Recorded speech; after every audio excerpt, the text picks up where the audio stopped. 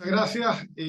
Yo les voy a hablar de Eduardo Frei Montalva, que es un personaje muy apasionante porque en el fondo, viendo la historia de él, se vive un poco la historia de toda una generación, que fue una de las generaciones más destacadas de la política chilena. Y para colocarnos en contexto, decir que Eduardo Frei nació en 1911. Vivió parte de su infancia en Lontué, pero después en Santiago ingresó como interno al seminario de los Santos Ángeles Custodios de Santiago. ¿Ah? Periodo que él lo recuerda en forma muy triste, dice que lo pasó muy mal en su periodo de colegio en el seminario, porque como venía de Lontué y era más bien provinciano, le costó adaptarse y además era muy chico. Y después, en 1923, se trasladó a lo que fue su colegio, que él sintió su alma mater desde siempre y en donde dice que fue muy feliz, muy pleno, y que fue el Instituto de Humanidades de la Universidad Católica, que estaba adscrito a la Universidad Católica y que en esa época trataba de ser una especie de competencia al Instituto Nacional. Como está, el Instituto Nacional está relacionado con la Chile, el Instituto de Humanidades, ¿no es cierto?, estaba tratando de competir, así como toda la Universidad Católica trataba de competirle a la Universidad de Chile. Y la característica era que en general era de clase alta empobrecida, dice él, o de clase media que no podía pagar los típicos colegios de congregaciones. En esta época de colegio, él, bueno, siempre fue bastante piadoso, tuvo una vida de fe real, que poco frecuente a veces en personajes políticos que tienen un liderazgo tan grande. En el caso de él, sí tuvo una vida de fe real, y además vivida muy consecuentemente. Ahí también en 1927, a los 16 años, conoció a la que sería su señora después, Maruja Ruiz Tagle, con la cual pololearon 6 años. Y al año siguiente, en 1928, entró a la Escuela de Derecho de la Universidad Católica. En esta época, tienen que pensar que la Universidad Católica todavía era como el patito feo de la educación superior. Las universidades estatales más tradicionales la veían hacia abajo y por lo tanto todo lo que era relacionado con la Universidad Católica era como muy familiar. No era el monstruo universidad que hoy día tenemos, sino que era muy familiar en general. La iglesia estaba muy comprometida con la universidad, y las relaciones entre los alumnos y los sacerdotes era bastante fluida. De hecho, un alumno como Eduardo Frei hizo amistades con el que era el rector, los capellanes, los encargados de la acción católica, etcétera. Es decir, era un ambiente bastante como de familia porque eran pocos. Ahí tuvo gran influencia un sacerdote que, bueno, después fue un gran líder en la iglesia chilena, que fue Manuel Larraín, que era más o menos de la misma edad de estos personajes. Larraín había sido ordenado sacerdote en 1927. Ahora, también como venía de una familia de clase media que no tenía grandes recursos, aunque no le faltaba nada, pero no tenía grandes recursos, en la universidad los distintos sacerdotes con los que se encontró y que estaban a cargo de la dirección de la universidad lo ayudaron a tener trabajos extras, además de su estudio, o sea, de su labor como estudiante. Y de hecho, Frei fue un destacado profesor de colegio, fue profesor de castellano y fue profesor de historia y geografía, en el mismo Instituto de Humanidades donde había sido alumno al lado de la Universidad Católica. Y después en la universidad, además, hizo clases de economía social en lo que fue en ese momento el Instituto Politécnico Industrial, que estaba también asociado a la Universidad Católica y a la Escuela de Servicio Social, que también era dependiente de esa universidad. Ahora, por lo tanto, tenemos a un joven bastante piadoso, formado en las virtudes propias de la clase media, de esfuerzo, de meritocracia, de llevarse además muy bien con todo el resto de los compañeros. En esa época entró una generación muy destacada a estudiar Derecho a la Universidad Católica, que después vamos a ver algunos de sus nombres. Y ahí, en 1928, había una organización, o cuando Frey entró, se encontró con una organización que se llamaba la ANEC, la Asociación Nacional de Estudiantes Católicos, que si bien había sido eh, fundada mucho antes, en 1915, por el sacerdote Julio Restat, se había convertido en una especie como de club de pololeos, ¿ah? Y por lo tanto había perdido como su perfil propiamente apostólico, propiamente de influencia social, hasta que la acción, o sea, la ANEC cayó bajo la dirección de un sacerdote que también fue muy influyente en toda esta generación social cristiana, que fue Oscar Larsson. Oscar Larsson tomó la Acción Nacional de Estudiantes Católicos, la reactivó, le dio un contenido social cristiano, es decir, de una vocación de fe hacia el servicio público, hacia a lo que eran los desafíos sociales muy grandes. Y ahí, en esa ANEC, a través de la Universidad Católica, entraron personajes como Bernardo Leyton, Lorenzo de la Maza, Jaime Izaguirre, Ignacio Palma, Carlos Ruiz Tagle, Miguel Arteche, Manuel Antonio Garretón, bueno, y el propio Frey. O sea, como pueden ver, había un círculo muy importante de una generación que pocas veces se da en la historia, en donde tantos personajes tan destacados empiezan a convivir ya incluso muchos en el mismo curso.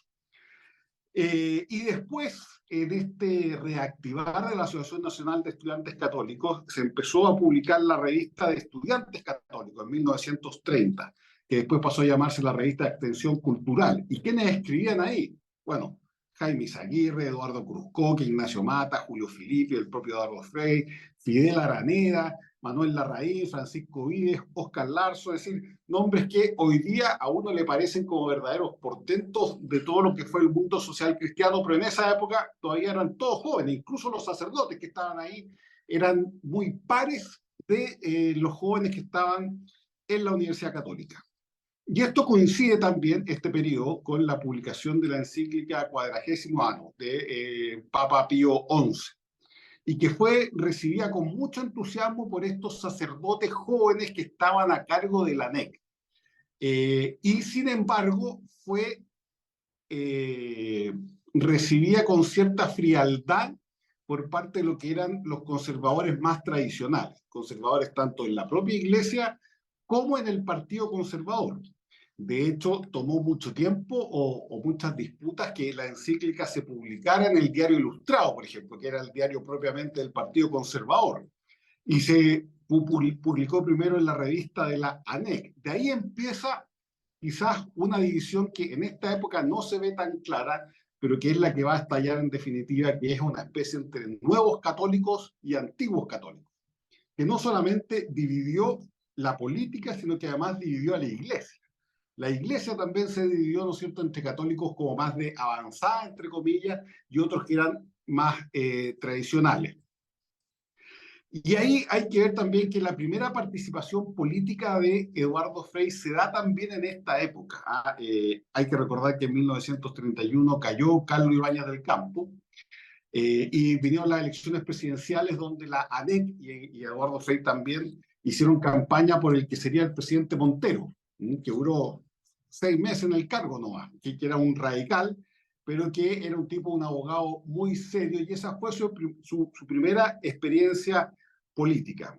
Ahora, en su último año de universidad, que fue al año siguiente, en 1932, recibió el Gran Premio de la Universidad Católica de Chile, por ser un alumno que reflejaba todos los valores y virtudes de lo que era un egresado de la Universidad Católica. Y apenas salió de la universidad, la ANEC le pagó algo en esa época que era muy excepcional, que fue un viaje a Roma, a Europa, para asistir a lo que fue el Congreso Interamericano de Universitarios Católicos, que se iba a realizar en diciembre de 1933.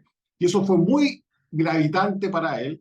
Asistió junto a Manuel Antonio Garretón, los dos, porque después de estar en Roma, Frei se encargó de recorrer cerca como 8 o 9 países. ¿Ah? Recorrió, bueno, Francia, Bélgica, Holanda, Alemania, España, Italia.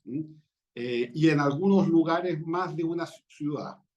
¿Y qué cosas lo impactaron? Porque tenemos muchos antecedentes de ese viaje, porque él llevó un diario como de una bitácora de las cosas que iba haciendo durante ese viaje. Y en Italia, por ejemplo, lo primero que lo impactó fue Mussolini, ¿sí? Y el fascismo. Dice que él estuvo en unas reuniones en estas concentraciones típicas que hacía Mussolini, que hablaba a través del balcón, y quedó muy impresionado por todo lo que era esa movilización de masas propia del fascismo. De hecho, incluso él contó que participó y asistió al Instituto de Cultura Fascista, que era como una especie como de fundación del partido fascista italiano, para conocer un poco más esta realidad. Nunca dice que admiró a Mussolini, ni que le produjo admiración, ni mucho menos, pero sí lo impactó mucho. ¿Ah? Lo impactó mucho este fenómeno de masas que era propio del fascismo. Después, además, cuando viajó a Alemania, estuvo en Colonia, le tocó asistir también a un acto o evento público del partido nazi en Colonia. ¿Mm? Y también lo impactó mucho. Vio estas dos realidades que estaban surgiendo, fascismo y nazismo, que en el fondo lo marcaron y marcaron a toda esta generación, ¿eh? Porque en el fondo todos ellos a partir de esto se sintieron o en esta época, en los años 30, se sintieron parte de una especie como de una lucha planetaria, si uno quisiera decirlo, ¿ah? Entre las fuerzas del mal y las fuerzas del bien. O sea, si hay un periodo de la historia política que fue, o que tuvo un componente muy mesiánico, fue este. Y sobre la inquietud de cómo los católicos respondían a estos desafíos. Y en ese sentido también estuvo, bueno, en Francia, vio también en España la experiencia de Primo de Rivera. De hecho, nunca se ha sincerado, pero el nombre de Falange Nacional, que fue la primera organización política que formaron, tiene una connotación a la Falange española, ¿no es cierto?, de aquella época, y que en el fondo coincidía mucho con quizá un catolicismo mucho más militante, sobre todo por José Antonio Primo de Rivera, que fue un líder muy importante también para él.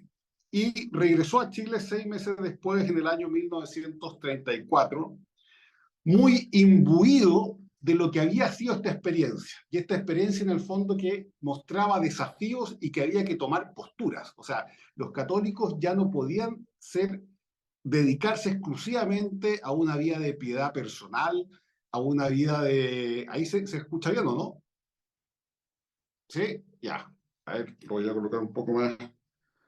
A una vida de piedad personal. A una vida de piedad personal, sino que los católicos debían comprometerse en lo que estaba ocurriendo en el mundo. ¿Ah? Ahora, aquí dio su primera conferencia al regreso de su viaje a Europa en 1934, que se llamó Política y Espíritu. ¿Mm? Y que siempre se destaca porque, bueno, fue un nombre muy querido en la ADC, en el sentido de que Política y Espíritu después fue el nombre también que tuvo la revista, que sacaron, etcétera. Un libro también, el título de un libro que publicó posteriormente Frey, pero es importante porque además esto marca su ingreso en política ya 100% definido.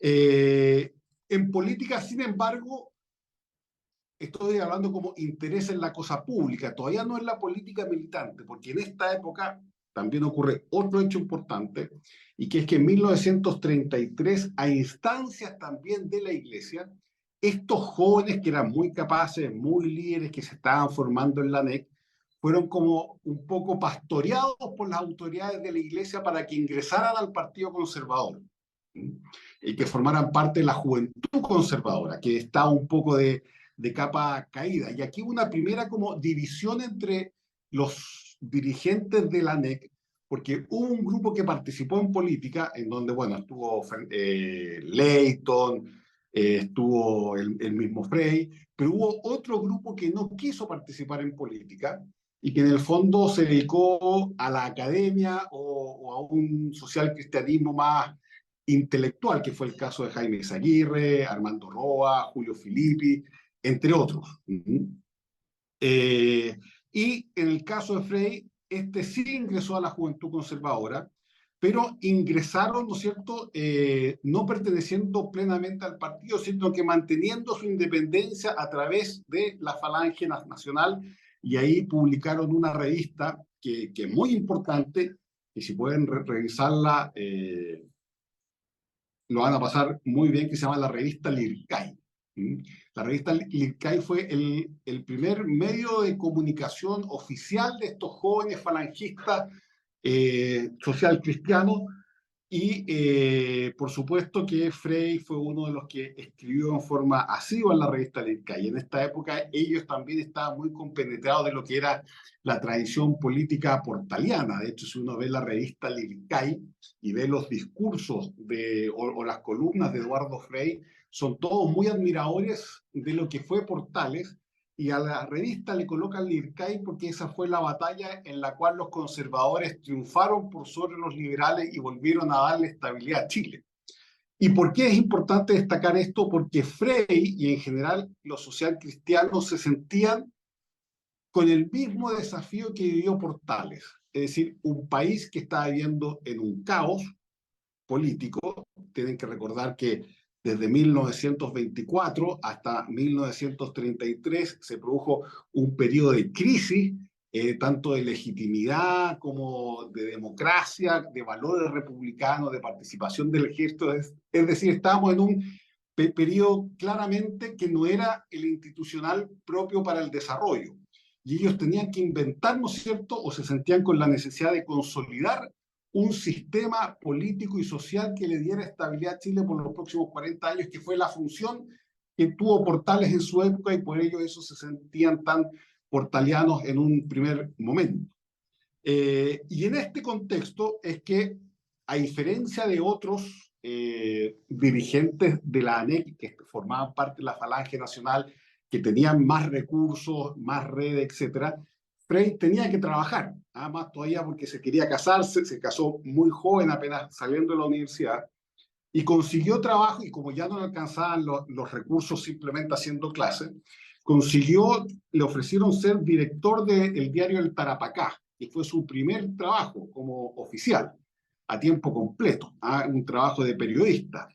Y llegó a vivir a Iquique en 1935.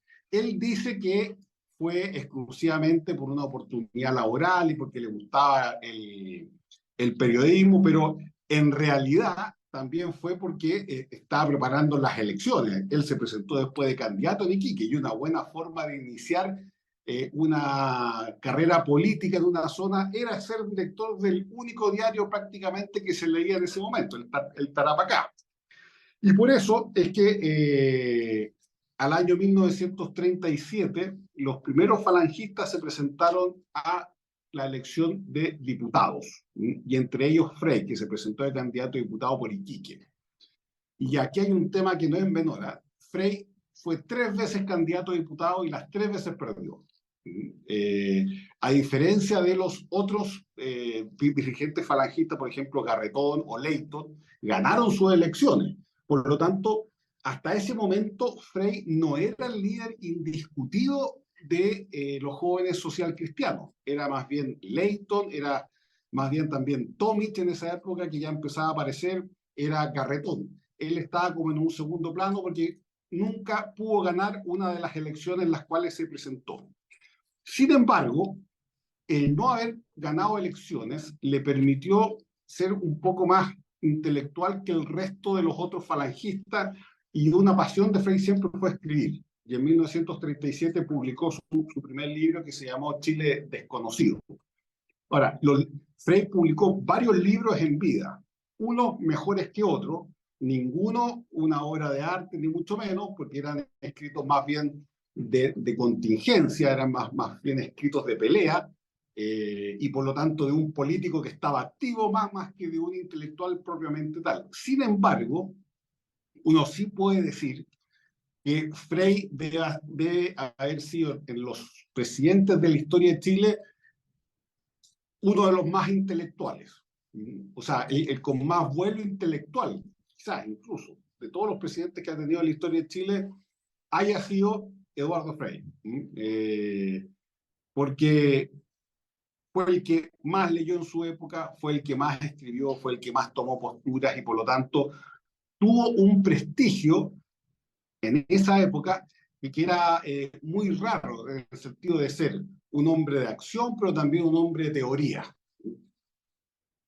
Ahora, cuando llegó el gobierno de Arturo Alessandri, y después de la elección del 37, cuando los falangistas se habían adueñado un poco del poder, porque a los dos diputados falangistas que habían salido electos se sumaron otros jóvenes que venían del partido conservador, que también eran jóvenes, y hicieron como una especie de bancada chica dentro del Congreso.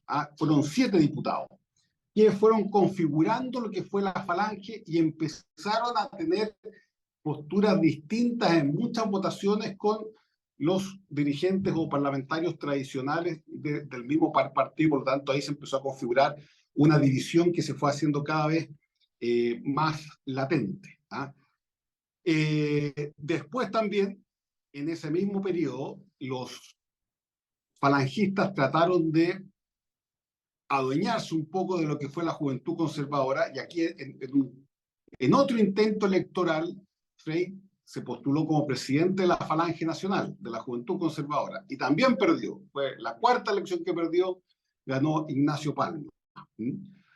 Ahora, la división definitiva, ¿sí?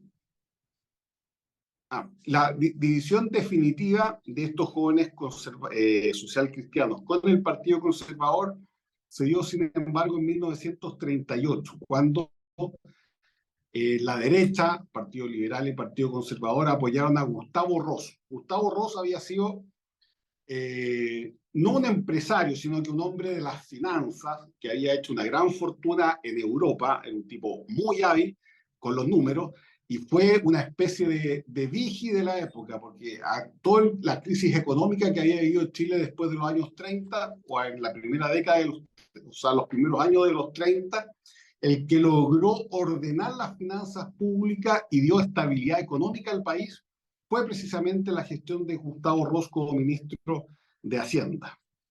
Sin embargo, Gustavo Ross representaba una especie como de antítesis de lo que era el socialcristianismo. Primero, Ross era liberal; segundo, representaba a la aristocracia, a los hombres de dinero, y por ende sin un sentido social muy marcado, y los falangistas dijeron: nosotros no vamos a apoyar al señor Ross. Dejaron en libertad de acción a sus fuentes, o sea, a sus bases. ¿Y qué ocurrió? Ocurrió lo más inesperado que podía ocurrir, que es que Pedro Aguirre Cerda le ganó a Gustavo Ross por una diferencia mínima, cerca de 4.000 votos, creo que. Y por supuesto, todos le echaron la culpa a los falangistas, que si se hubiesen jugado por la campaña Ross, Ross habría ganado, y por lo tanto fueron los grandes culpables de haber permitido que la izquierda por primera vez llegara al poder electoralmente con, ¿no es cierto?, el Frente Popular. Ahora, esto marcó a la falange en general, porque esto distanció aún más a los jóvenes socialcristianos con el Partido Conservador, y vemos que hay como una especie como de giro de la democracia cristiana a ser ya desde el principio una fuerza de centro izquierda. Cuando uno dice que la democracia cristiana se ha izquierdizado, la democracia cristiana nace con un sesgo de centro izquierda. De hecho, no por nada la falange apoyó la candidatura de un radical como Juan Antonio Ríos, y de hecho Frei fue ministro de Juan Antonio Ríos, fue ministro de Obras Públicas.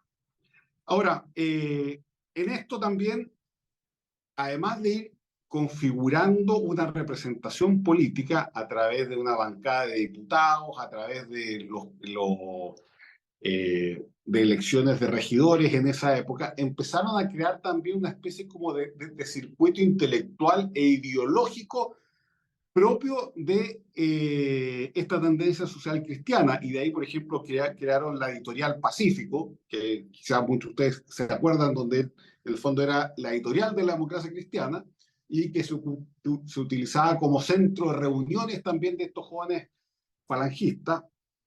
Ahí publicaron, por ejemplo, el primer libro que publicaron fue La Fronda Aristocrática de Alberto Edwards. Después sacaron la revista Política y Espíritu, y ahí ya Frey se había hecho un nombre. Si bien había perdido todas las elecciones en las cuales se había presentado, se había hecho un nombre como un político activo, como un político serio, como un tipo con mucho contenido intelectual, si bien no un académico, sino que un hombre que tenía una capacidad importante de liderazgo. Y ahí fue cuando se presentó de candidato a senador en 1948 y esa fue la primera elección que ganó.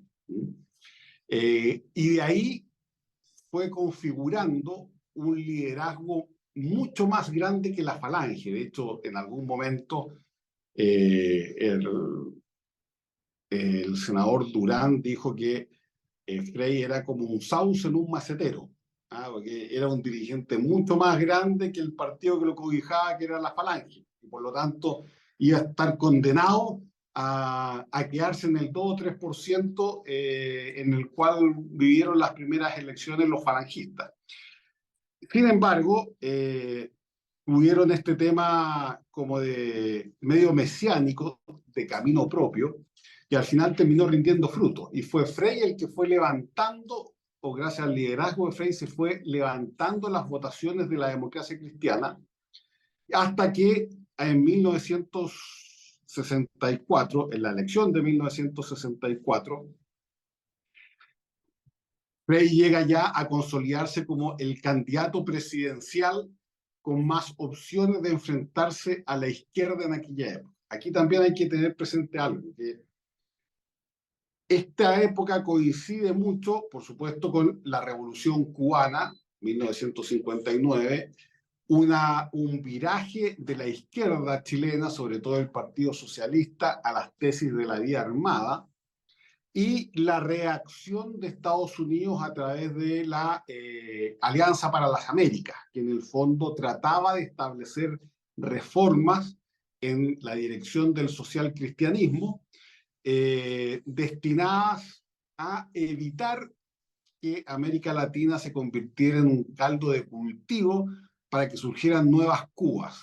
Ese era el gran trauma, ¿no es cierto?, sobre todo de la administración Kennedy. Y en ese sentido, Frey y los falangistas fueron muy hábiles en viajar a Estados Unidos y venderse ante el gobierno, o sea, venderse en el buen sentido, en el gobierno norteamericano como la única opción real para evitar que un candidato como Allende llegara a la presidencia, un candidato, ¿no es cierto?, marxista. ¿Y qué hizo Estados Unidos? Rápidamente le quitó todo el apoyo a Arturo Alessandri. De hecho, Arturo Alessandri en los últimos años su gobierno quedó muy dolido con Estados Unidos porque prácticamente le tiraron la cadena y pasaron a sentir que Alessandri y el Partido Conservador y el Partido Liberal eran parte del problema.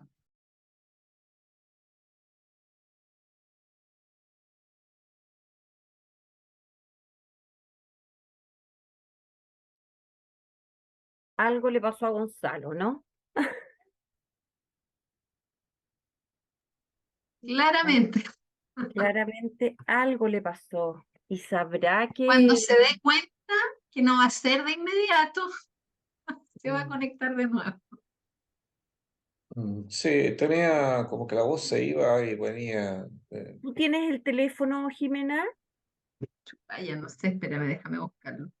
¿Me escucha ahí o no? Ahí Ahí sí, volvió. Gonzalo. Sí, Sí, te habías ido a cero. sí, algo pasó. Mm, Ya, Ya, bien. estamos bien ahí entonces, ¿no? Sí, Sí, Ya.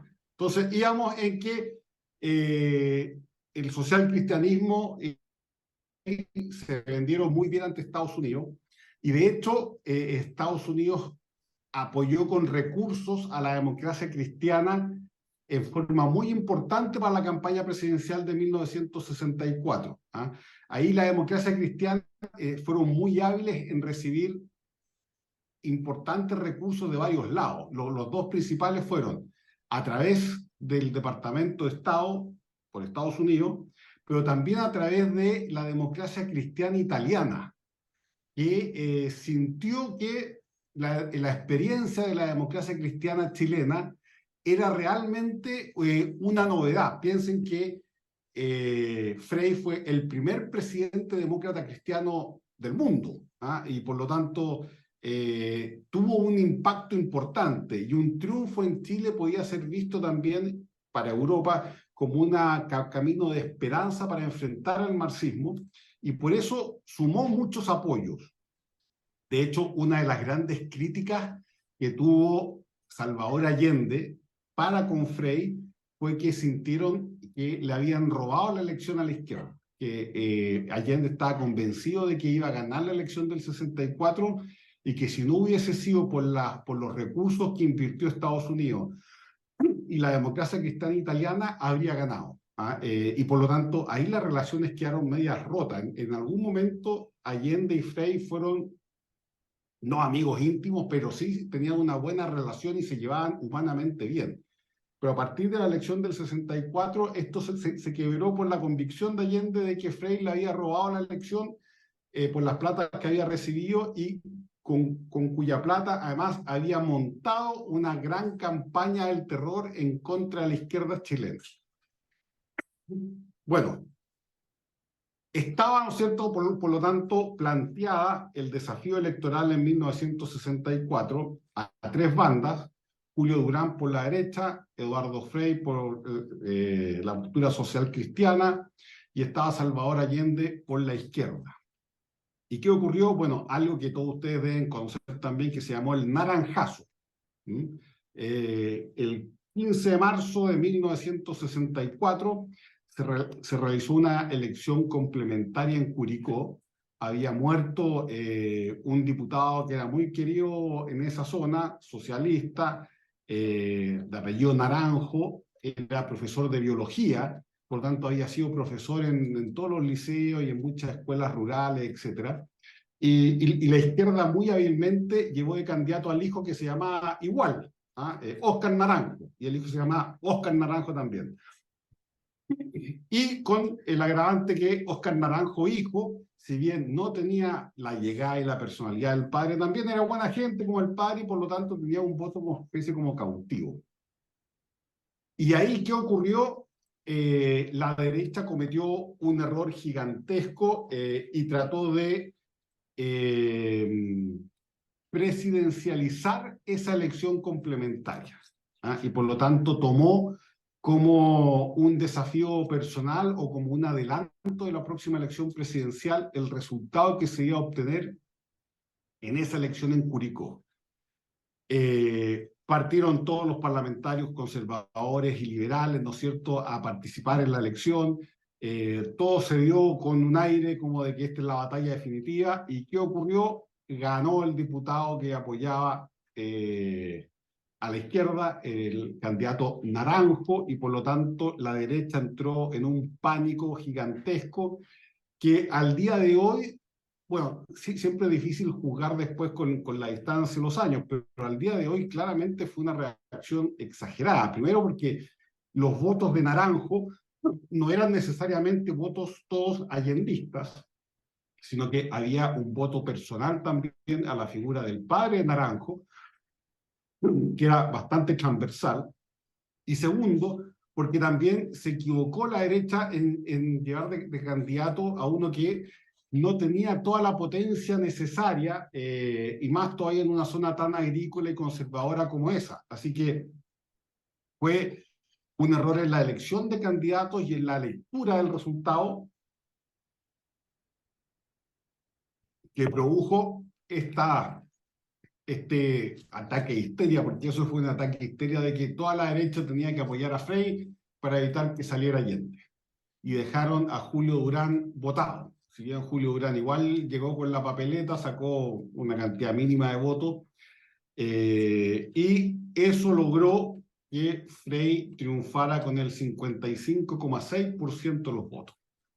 Votos que después nunca volvieron a la derecha. Después la derecha tuvo su mayor derrota electoral, casi desapareció en las elecciones parlamentarias de 1965, donde la DC obtuvo 82 diputados y la derecha unida, tanto Partido Conservador como Partido Liberal, solo alcanzaron el 12%. Fueron 9 diputados de derecha en un congreso de 155, si no me equivoco, o 150.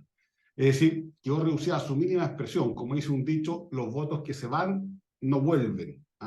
Y en este caso no volvieron y se quedaron con Frei. Y ese fue el gran desastre de la derecha. Esta entrada en pánico y venderse, ¿no es cierto?, en 2 segundos al candidato demócrata cristiano.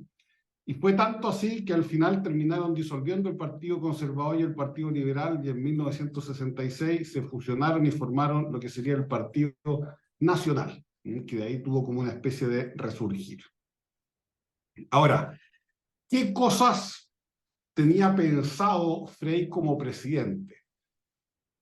Frei creía más o menos en el mismo diagnóstico de la izquierda en cuanto a la crisis económica y social que vivía el país. Sin embargo, su solución trataba de ir siempre por una vía institucional más que por una vía de hecho. Y por lo tanto, si uno ve los programas de Frei y lo que posteriormente hizo la Unidad Popular, no es que hayan sido dos gobiernos tan distintos, sino que en Frei se levantaron los vientos y en Allende se generaron las tormentas. Allende no partió de cero, no fue un bicho raro que llegó el año 70, ¿no es cierto? Dijo, vamos a hacer una reforma agraria, vamos a hacer una nacionalización del cobre, como si hubiese sido algo absolutamente inesperado. Todo lo que hizo la UP fue preparado, quizás no conscientemente, de que terminaba ahí, y con buena fe quizás también, porque pensaban que así se evitaba la revolución armada, fue preparado ya en el gobierno de Frei. De hecho, la nacionalización del cobre Salvador Allende viene de lo que fue lo que se llamó la chilenización del cobre en la época de Eduardo Frei. ¿Y en qué consistió? Consistió en que, bueno, también mucho antes de Frei, ya en los años de Ibáñez, en el 52, Chile había entrado en la convicción, o la intelectualidad chilena, en la convicción de que las inversiones norteamericanas no estaban sacándole todo el rendimiento posible a la industria del cobre, y que nosotros podíamos ser primeros a nivel mundial en la producción de cobre, y los norteamericanos solamente estaban produciendo lo justo y necesario, sin querer invertir en nuevas tecnologías y ampliar, ¿no es cierto?, la explotación de las minas. Ibáñez intentó pactar algunos acuerdos que aumentaran la inversión norteamericana, no resultaron. El segundo intento fue el de Frei, con la chilenización, y que se concretó en algo que se llamó los convenios del cobre, y que fue un sistema por medio del cual el gobierno de Chile compró la participación mayoritaria de las principales empresas o minas de cobre que habían en Chile. La idea era comprar el 51% de la propiedad de muchas de estas empresas. Por supuesto era voluntario, no todas esas se sometieron, pero sí pudo comprar el Teniente con el 51%, Río Blanco con el 30% y la Exótica con el 30%. Con esto se pensaba que al tener el Estado una participación mayoritaria iba a poder forzar a los inversionistas norteamericanos a aumentar las inversiones y además a dejar más recursos en Chile. ¿En qué sentido? En utilizar más mano de obra chilena, en utilizar más capacidades productivas chilenas, y que no fuera simplemente una especie como de facto, o sea, de explotación que no dejaba nada en Chile, la minería. Sin embargo, si bien todos aplaudieron esta primera chilenización, todos pensaron que era un gran avance, el cobre tuvo un aumento de precios gigantesco entre 1963 y 1970. Piensen que pasó de 29 centavos de dólar a casi 70 centavos de dólar. O sea, los ingresos que se generaron por el tema del cobre fueron muy grandes, y Chile había pactado una cierta un cierto valor futuro del precio del cobre que era mucho más bajo que lo que terminó siendo, y al final el resultado fue que la chilenización del cobre no significó ninguna inversión gigante por parte de los norteamericanos. Chile hasta perdió plata con la chilenización del cobre y por ende se pasó a una segunda fase, que fue lo que se llamó la nacionalización pactada, y que era en el fondo quedarse con el 100% de la propiedad, pero sin expropiar, sino que comprándola. Y para eso se compró el 100% de las filiales en Chile de la Anaconda Copper. Entonces, como ustedes pueden ver, la nacionalización del cobre, cuando en Allende, cuando uno ve que se aprobó por unanimidad por el Congreso Nacional, bueno, no fue que la derecha se haya vuelto estatista de un día para otro, sino que esto fue un proceso que en el gobierno de Frei tuvo estas dos manifestaciones claras, la chilenización del cobre y la nacionalización pactada, es decir, casi era como un paso más.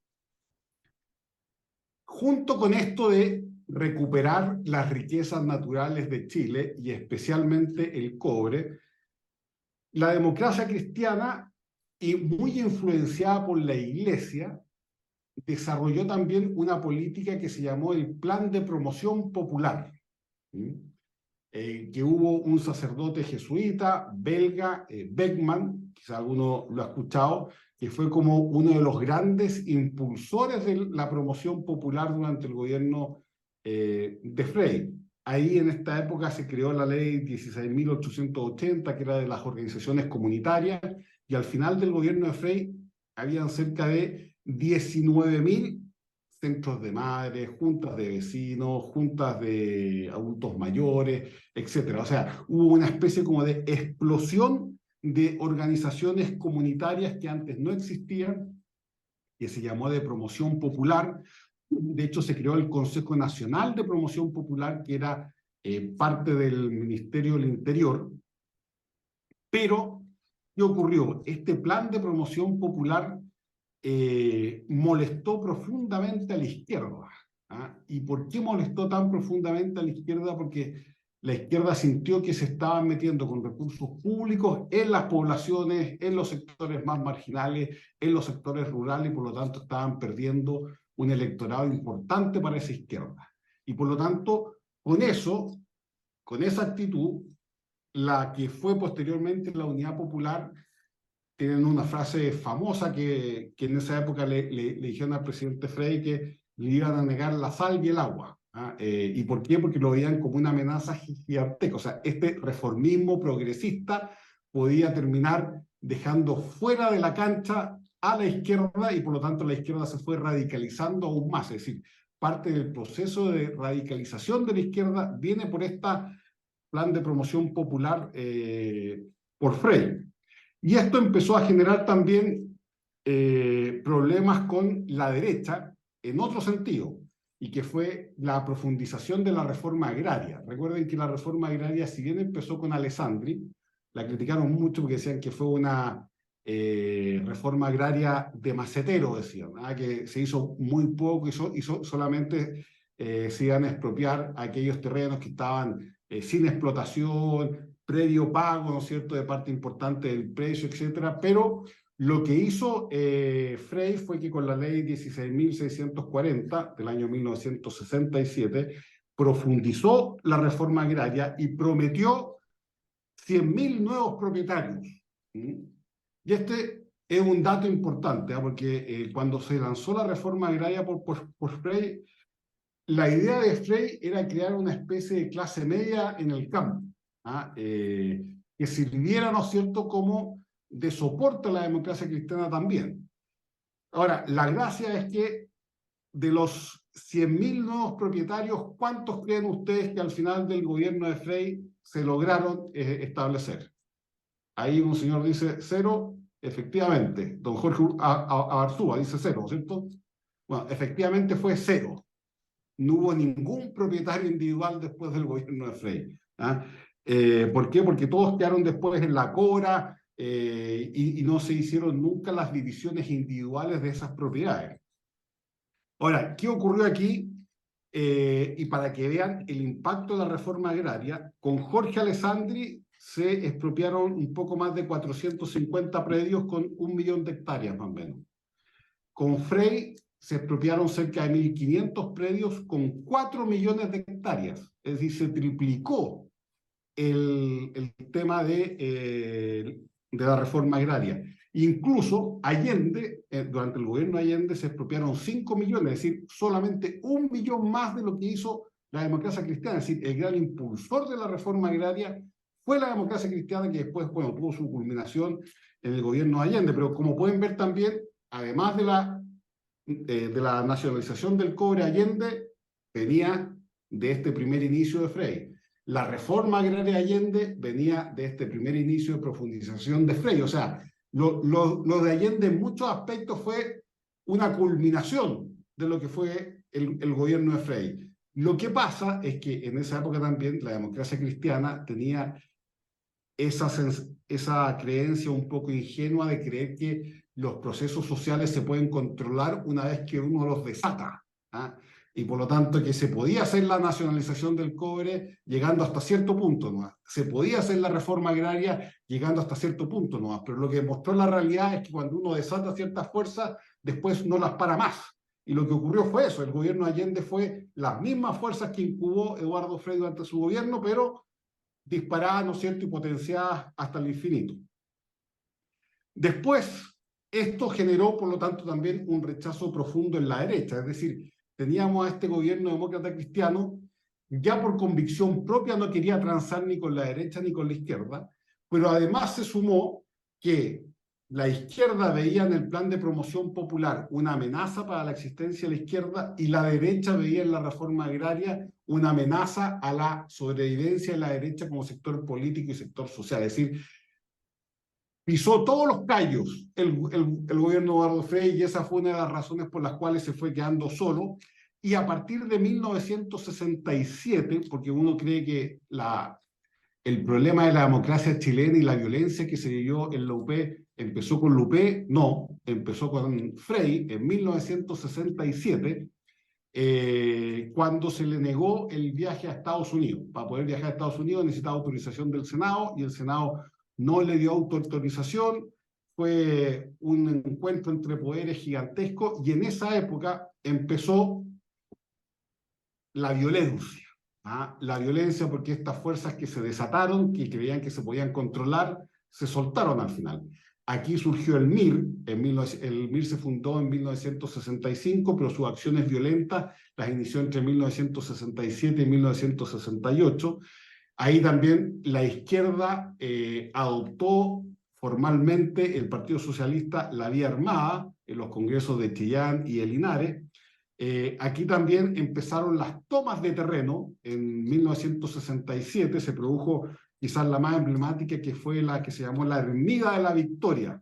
Y a partir del 67 se estableció un ciclo de tomas que solamente fue creciendo después con el tiempo. Es decir, todas las tomas que también se produjeron durante el gobierno de la Unidad Popular se incubaron en el gobierno de Eduardo Frei. Y además se sumó al hecho de que estas fuerzas desatadas revolucionarias, que ya no se podían controlar, empezaron a afectar a la propia democracia cristiana y empezaron a producirse divisiones importantes. De hecho, de la división de la democracia cristiana después surge el MAPU, y después del MAPU surge la izquierda cristiana, y sobre todo en los que eran los diputados más jóvenes.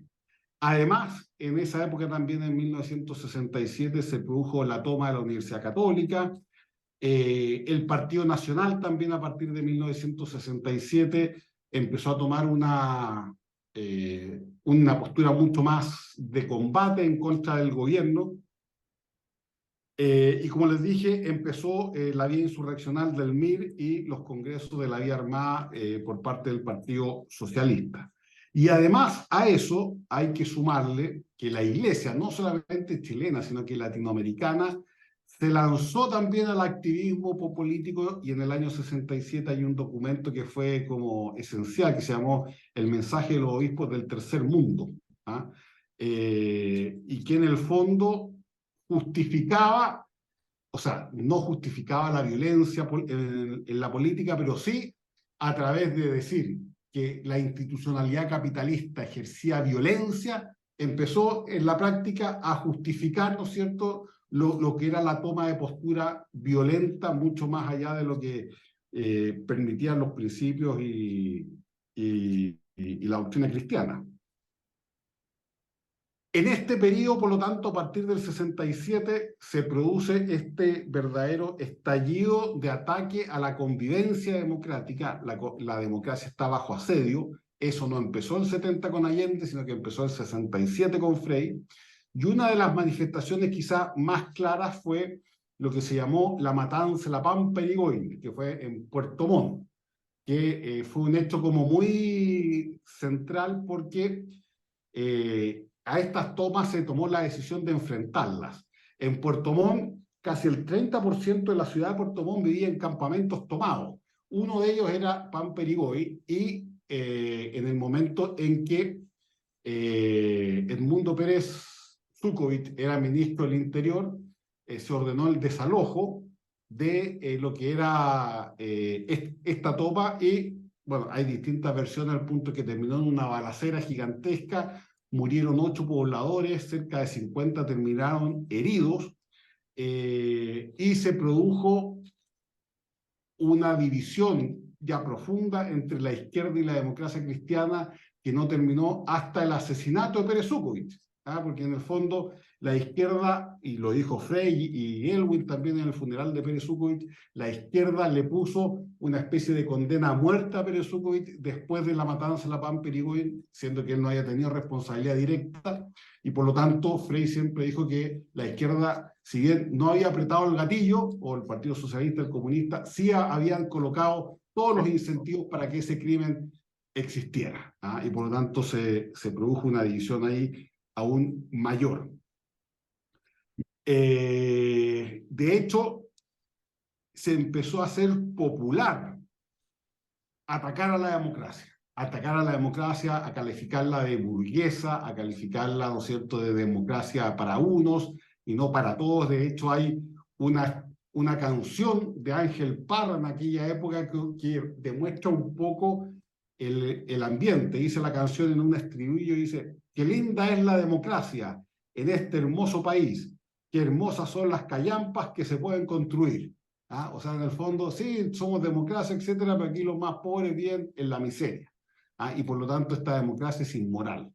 Y eso es un tema que se acuñó en los últimos años del gobierno de Frei. Este sentido de que la democracia burguesa o liberal, tal como se venía conociendo en Chile, estaba acabada y había que avanzar hacia nuevos objetivos.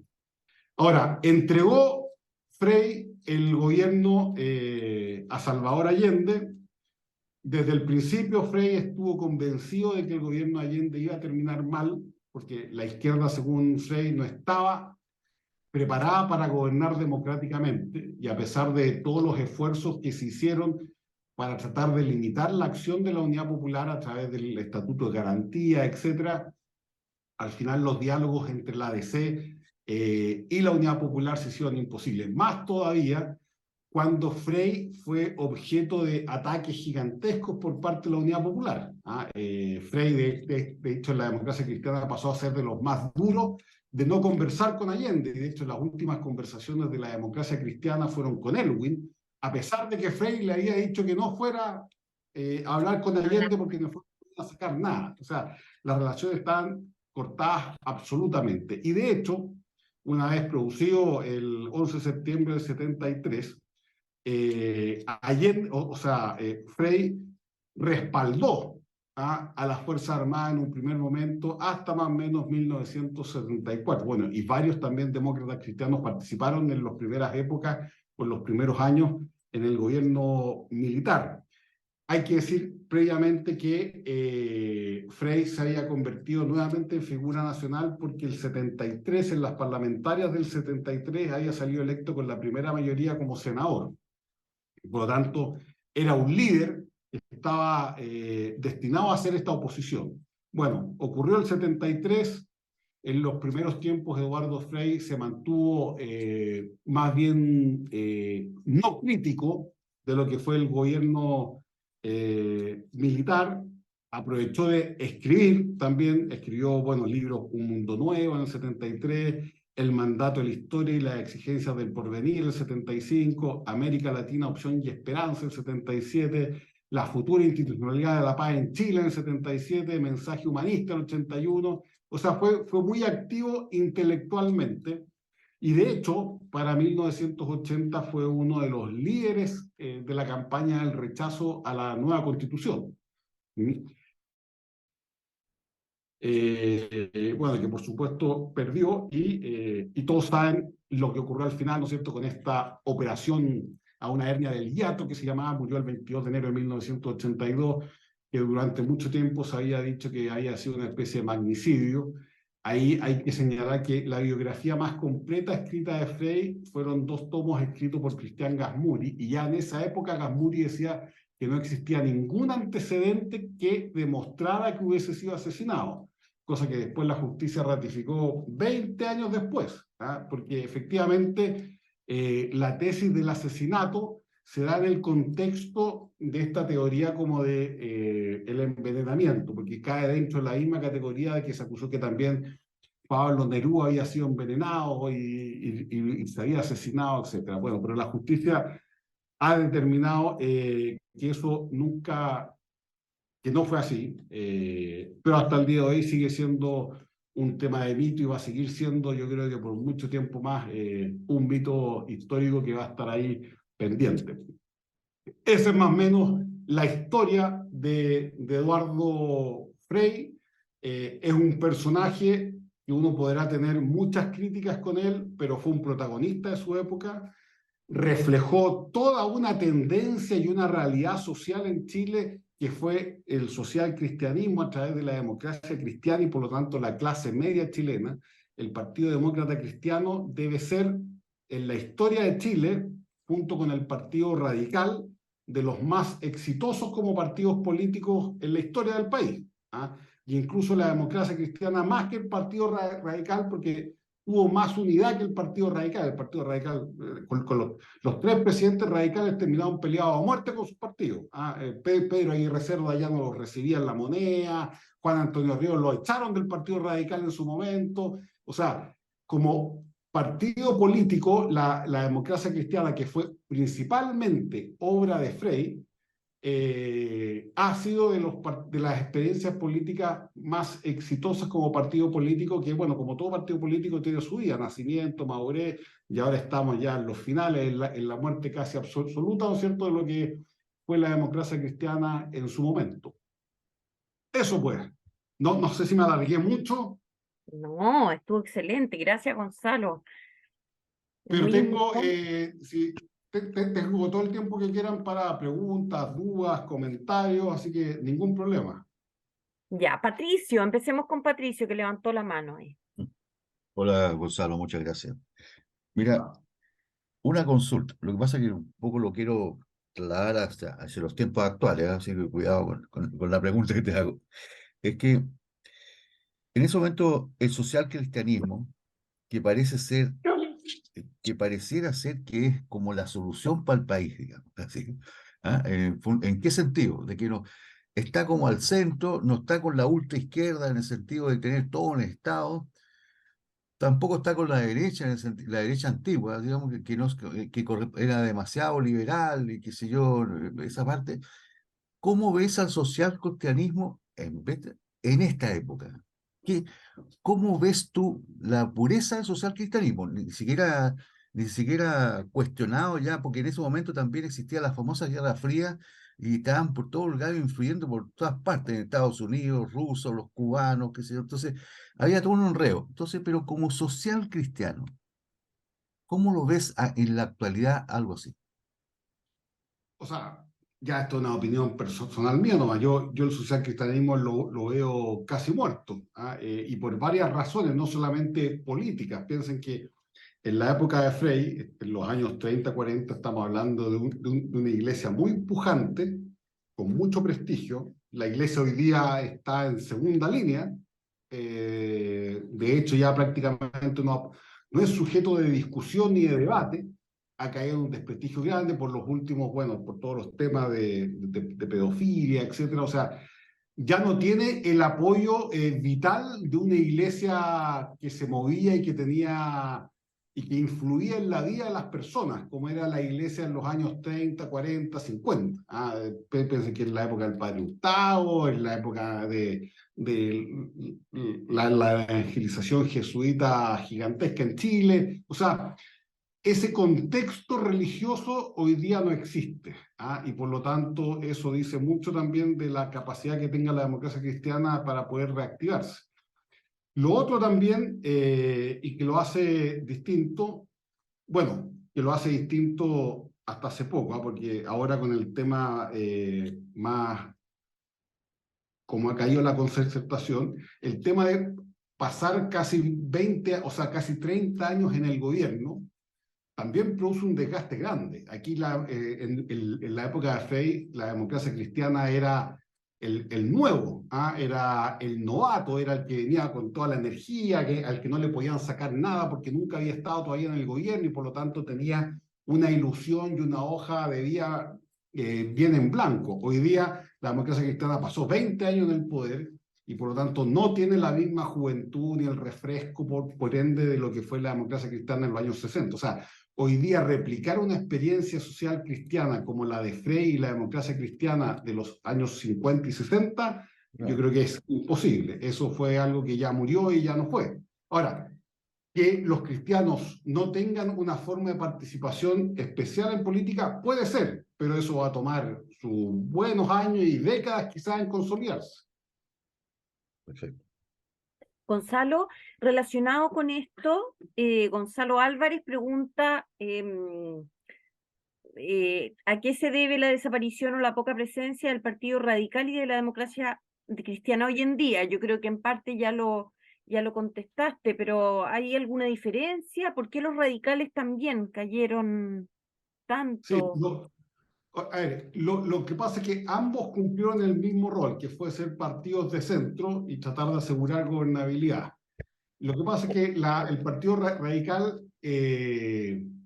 también tuvo, y lo que fue parte de su grandeza, tuvo una filosofía detrás que hacía que el ser radical, al igual que ser demócrata cristiano, fuera mucho más que pertenecer a un partido político. Uno formaba parte de una visión del mundo, de una forma de vivir. Los radicales eran, cuando uno habla de radical, masón y bombero, bueno, efectivamente, la mayoría era radical, masón y bombero. O sea, el Partido Radical era una expresión de algo anterior mucho más potente, por lo tanto era una irradiación de una filosofía de vida. Lo mismo fue la democracia cristiana en la época de Frei. Y cuando murieron esas filosofías que estaban detrás o esas religiones que estaban detrás, también se generó la decadencia de los partidos que dependían de esa filosofía. Ahora, en el caso del Partido Radical también fue por un desprestigio de que los radicales fueron un centro, lo que se llama un centro político no ideológico, y por lo tanto el pasar de alianzas desde los comunistas hasta los conservadores, como lo hicieron en su momento, los desprestigió enormemente y al final era una corrupción, o se veía un partido muy corrupto. En el caso de la democracia cristiana también, como ya lo dije, 20 años en el gobierno, si bien no está ni de cerca de ser lo que fue el Partido Radical, porque la democracia cristiana fue mucho más exitosa como gobierno que los radicales, 20 años en el gobierno no son gratis y desgastan a cualquier partido. Muchas gracias. ¿Alguien más tiene aquí? Francisco Cofré pone en el chat, ¿esa es la causa de la polarización actual en la política? No, la causa de la polarización, bueno, hay muchas causas, pero al menos la que yo he investigado harto es el surgimiento de una nueva izquierda en Chile, que es una izquierda radical, es una izquierda post-marxista, es una izquierda de nuevo cuño, que en Chile se venía gestando desde 1990, al menos con la zurda y otras instituciones que se fueron forjando después, y que al caer todo lo que fue la centroizquierda socialdemócrata, ocuparon ese espacio de la izquierda y la centroizquierda, que es hoy día el Frente Amplio, el Partido Comunista, etc. O sea, la polarización en Chile empezó por eso, por el surgimiento de un actor político que pensábamos que se había extinguido, que es una izquierda que justifica la violencia, ¿ah?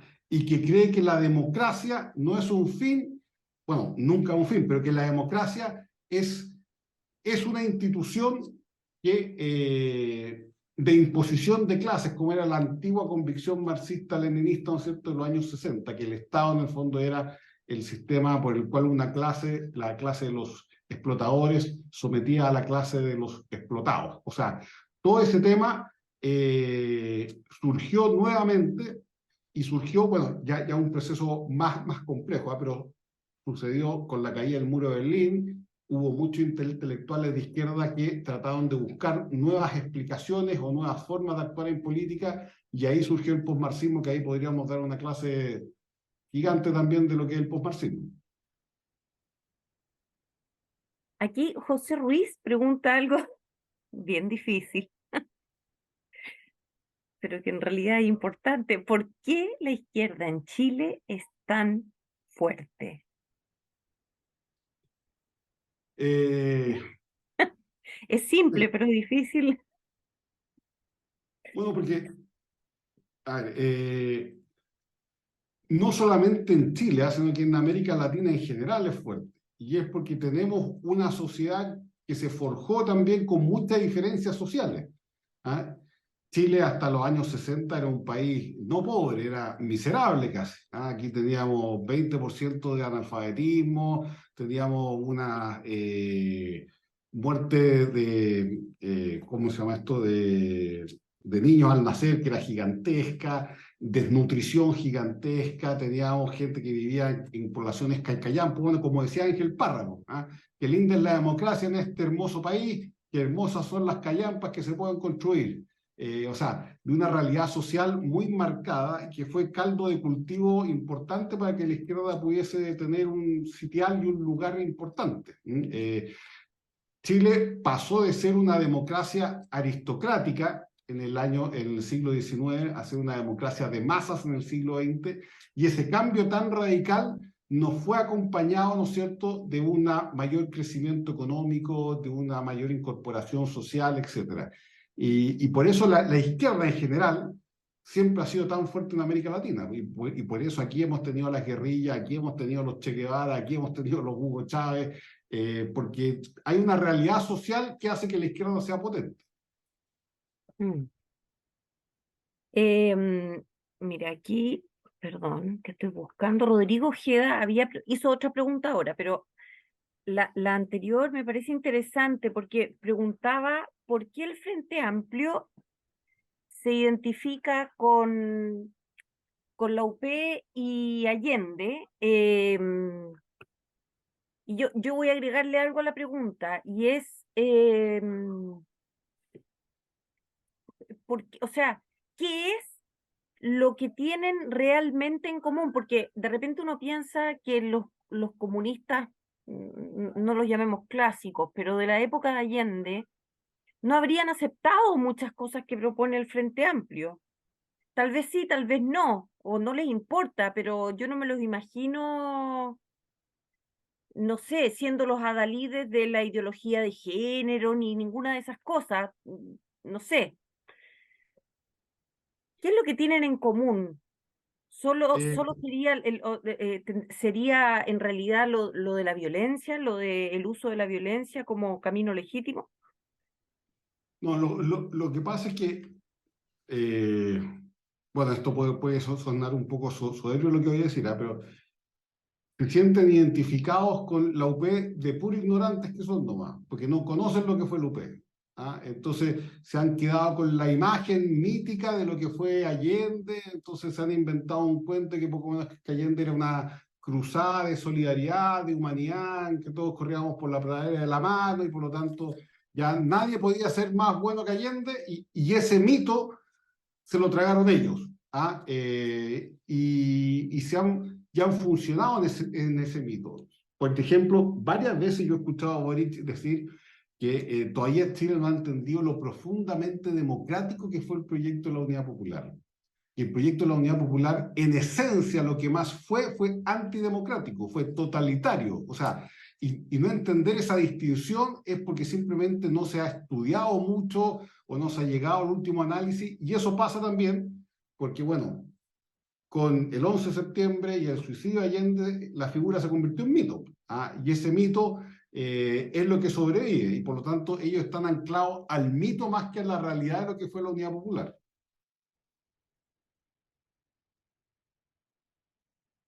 Bien, y también Rodrigo Ojeda pregunta, ¿por qué perdió la DC el 70? ¿Por qué perdió la DC el 70? Porque llevó a Radomiro Tomic de candidato. Si hubiesen llevado a otro candidato, la habría ido Era mejor. muy mal candidato. Radomiro Tomic fue muy populista, se trató de alejar en un momento de lo que fue el gobierno de Frey, trató de imitar lo más posible a la izquierda, y al final lo que pasa siempre, cuando uno tiene el original y la copia, siempre prefiere el original, pues el original era la UPEP, no era Tomic. Entonces fue poco creíble, y eso que le faltó poco, si tampoco tuvo una mala votación Tomic. Pero esto de no transar con nadie, de no querer hacer alianzas un poco con los sectores más de centro y la derecha, fue lo que lo hizo perder, porque en estricto rigor, Allende no debió haber ganado si era minoría. Entonces fue una mala estrategia, una mala elección del candidato. De hecho, Frey estaba convencido de que Tomic era pésimo candidato, y que iban a perder con Tomic. Pero pues bueno, así fue la historia, y en esta idea de tratar de parecerse lo más posible al UP, al final terminaron siendo la mala copia del UP y la gente prefirió el original. Muy bien. ¿Alguien tiene alguna otra pregunta, un comentario? Otro por acá. Patricio. Perdón. Eh, Gonzalo, mira, ya, está súper bien, digamos, el tema, porque en realidad el social cristianismo, digamos, era como el partido político de la iglesia, digamos así. Y podríamos decir que el Partido Radical era el partido político de la masonería, ¿cierto? Eso está claro, es así. Ahora, como esa parte religiosa en estos tiempos actuales no existe, ¿no? Digamos, o están muy supeditados, o ya han perdido mucho poder, han perdido influencia también. Eh, pero la constitución actual que nosotros tenemos tiene mucho de cristiano. Sí. Ahora, y el país es cristiano, en realidad, en general. Y en realidad todo lo que está sucediendo con la constitución y toda la cuestión tiene algo que ver también con eso. Ahora, ¿cómo ves esa parte? Esa parte de la influencia, digamos, como de nación chilena, digamos así, con formación cristiana. No necesariamente la iglesia, volvemos a la iglesia, la formación cristiana. ¿Cómo ves esa parte en la influencia política de aquí para adelante como para que nosotros volvamos a tener, o sea, no sé si volvamos, pero que tengamos un país ordenado con una cierta mística, una mística o una identidad profunda de chilena, digamos así, y no seamos tan intervenidos o defendernos un poco de la globalización o globalismo, por ejemplo, digamos. ¿Cómo ves esa parte? La influencia cristiana en todo en nuestro sentido común, digamos. También esta es una opinión personal mía, pero yo creo que estamos lejos de poder volver a tener expresiones cristianas puras en política. Yo creo que lo que va a ocurrir es que los cristianos van a estar en distintos partidos y van a tratar de influir en esos distintos partidos. Ahora, yo creo que lo que rescata la esencia, lo que es Chile, lo que tú dices, Patricio, en el fondo de darnos orden, de darnos cierto consenso republicano. No es por venderme, pero yo acabo de publicar un libro que se llama Diego Portales y la tradición política portaliana, y yo estoy convencido que lo que es Portales y esa tradición republicana chilena del siglo Ahí XIX, era, siglo eso XX, era. es como la nueva forma que tenemos nosotros de recuperar un orden, una tradición, un concepto de nación, un concepto de país, que es lo propio de la centro derecha. Yo creo que va más por rescatar esos principios republicanos de siempre que ha tenido la derecha, más que buscarlo en el social cristianismo, por ahora.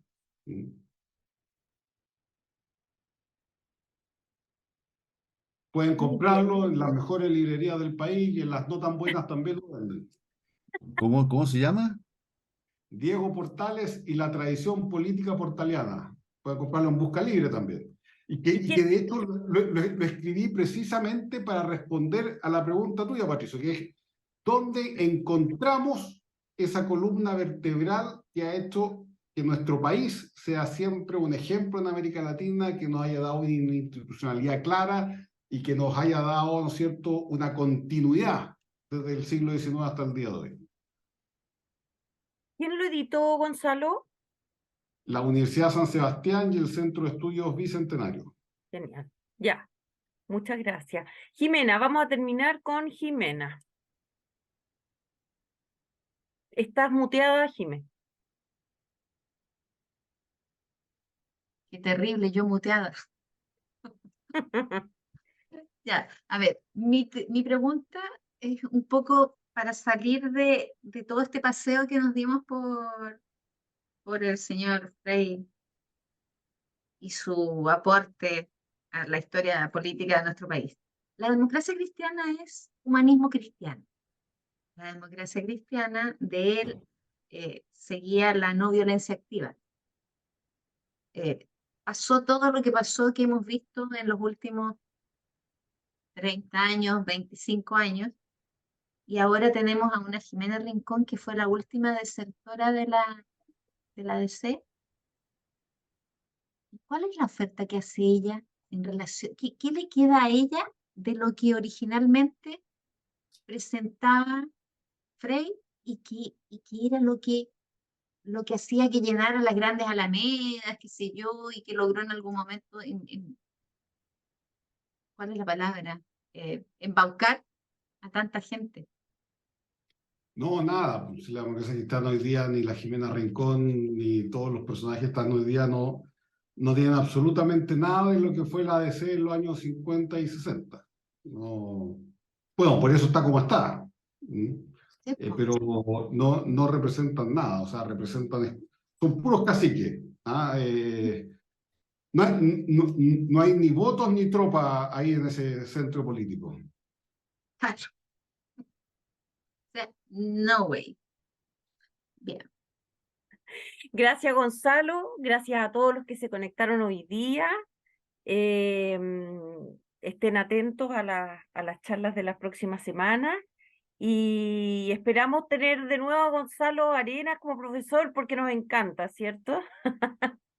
No, qué bueno que les haya gustado, pues yo feliz de conversar siempre. Ya, qué bueno, Gonzalo. Le vamos a decir al profesor Rojas para que te Bueno, incluya en más clases. Hay que listo. llamarlo al tiro. Hay que Al amarrarlo tiro. al tiro. Cuando él hace esas declaraciones, tú lo tomas de ahí mismo y mañana en la mañana tienes listo el compromiso y la agenda con hora. Ya, bien. Eso vamos a tener que hacer entonces. Bueno, muchas gracias a todos y nos vemos la Bueno, próxima semana. que les vaya bien, gracias, hasta Adiós, luego. chao, Gonzalo, gracias. Hasta luego.